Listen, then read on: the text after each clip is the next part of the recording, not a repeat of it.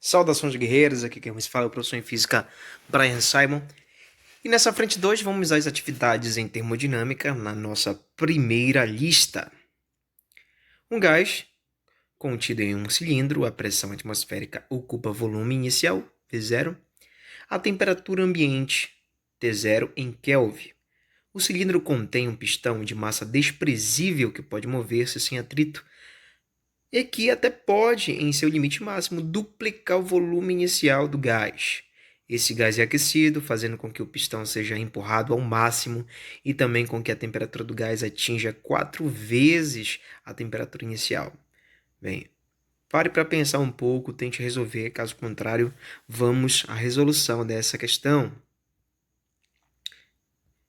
Perceba o seguinte, que o volume ele é duplicado e a temperatura aumentada 4 vezes mais a inicial. Então, você vai utilizar a equação geral dos gases, correta no primeiro momento.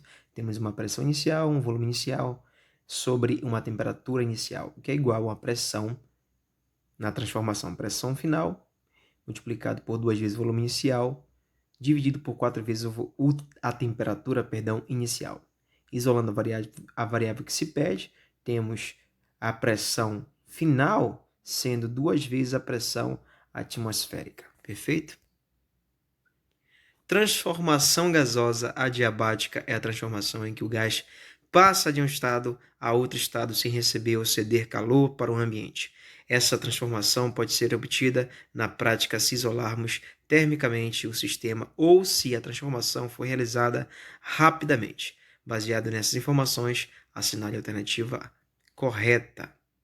Alternativa A, numa transformação adiabática, a variação de energia interna do sistema é inversamente proporcional ao trabalho. B, numa transformação adiabática, o gás não se resfria nem se esquenta. C, em uma compressão adiabática, a temperatura do gás aumenta.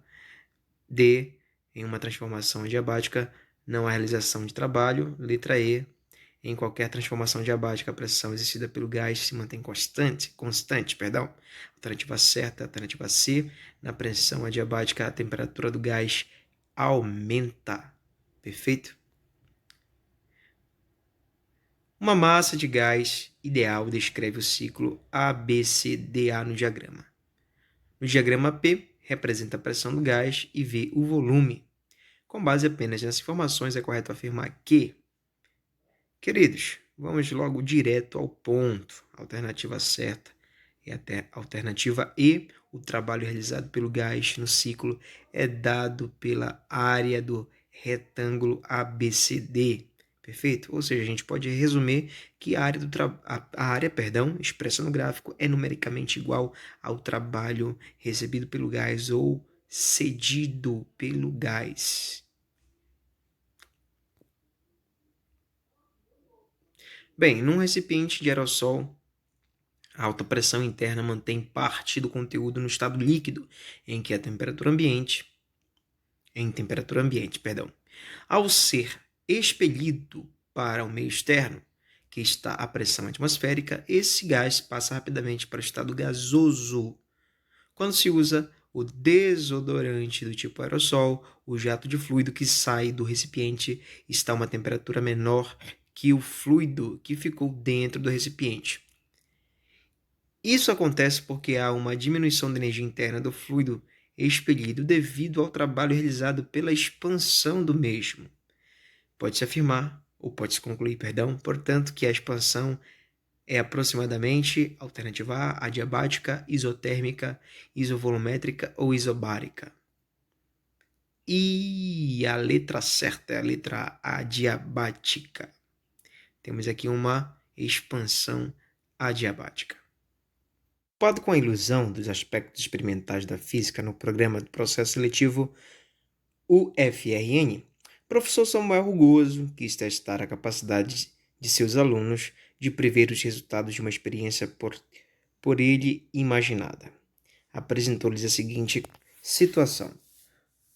No local ao nível do mar, coloca-se um frasco de vidro resistente ao fogo, com água até a metade sobre o fogo, até a água ferver. Em seguida, o frasco é retirado da chama e tampado com uma rolha que permite ficar com a boca para baixo sem que a água vaze. Espera-se um certo tempo até que a água pare de ferver.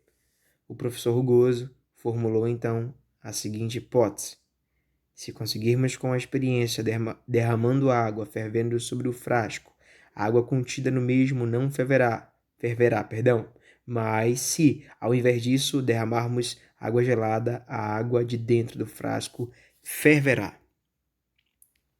Como você pode perceber na ilustração, então vamos à seguinte situação: a hipótese professor, alternativa A, é correta, pois o resfriamento do frasco reduzirá a pressão em seu interior, permitindo, em princípio, que a água ferva a uma temperatura inferior a 100 graus centígrados. B, errada, pois o resfriamento do frasco, a água não ferverá, porque, em princípio, haverá uma violação da lei da conservação da energia. C, correta, pois a entropia do sistema ficará oscilando, como é previsto pela segunda lei da termodinâmica. Letra D, errada, pois o processo acima descrito é isobárico, ou seja, ele está dizendo que é em pressão constante, o que torna impossível a redução da temperatura de ebulição da água. A alternativa certa é a alternativa A, correta realmente, pois o resfriamento do frasco reduzirá a pressão. Lembrando que diminuindo a temperatura, essa temperatura é diretamente proporcional à pressão. Perfeito? Uma caldeira fornece calor com potência de 200 calorias por minuto. É importante você perceber que isso aqui é uma potência, né? A quantidade de energia por intervalo de tempo. Há uma certa máquina térmica cujo rendimento é de 0,15. O trabalho que a máquina realiza em 1 hora de funcionamento em Joule equivale a... Pare bem, preste bem atenção nessa questão e perceba que você terá que transformar esse Joule por minuto, certo? Que você pode calcular, perceber aqui, ó, 200 calorias por minuto, multiplicando pelo fator de 4,2, temos aproximadamente 840 joules por minuto. Perceba que, porém, a máquina só aproveita 15% disso. Então, você retira 15% de 840, que equivale a 126 joules. Perfeito?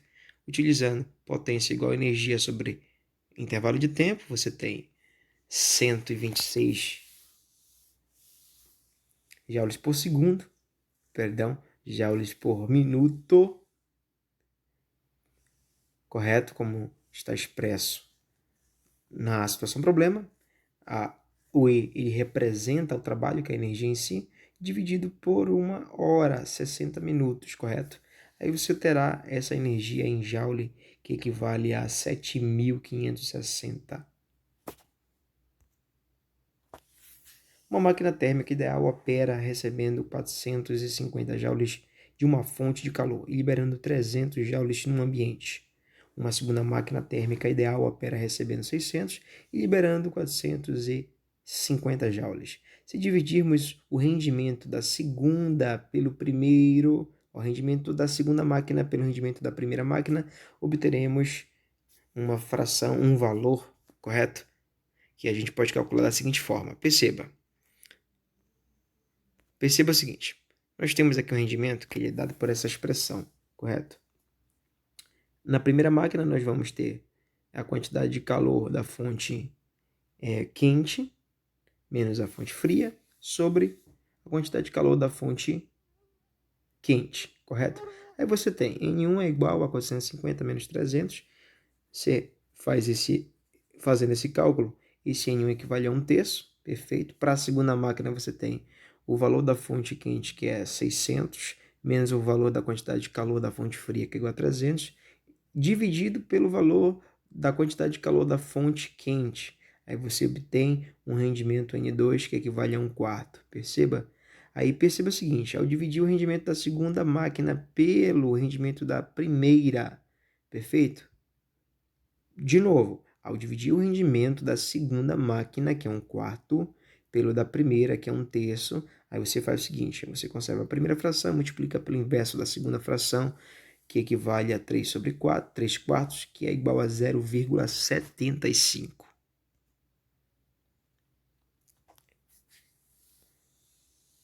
Em uma caminhada, um jovem consome 1 litro de oxigênio por minuto.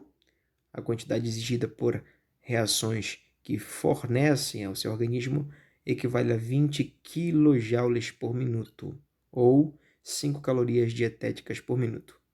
Em dado momento, o jovem passa a correr, voltando depois a caminhar. O gráfico representa seu consumo de oxigênio em função do tempo. Por ter corrido, o jovem utilizou uma quantidade de energia a mais do que se tivesse apenas caminhado durante todo o tempo. Então, esse valor é aproximadamente a quanto de energia? Preste bem atenção que você tem um gráfico, certo? E esse gráfico ele é numericamente igual ao trabalho. Então, eu posso também sugerir que esse gráfico também pode ser relacionado com o consumo de gás oxigênio.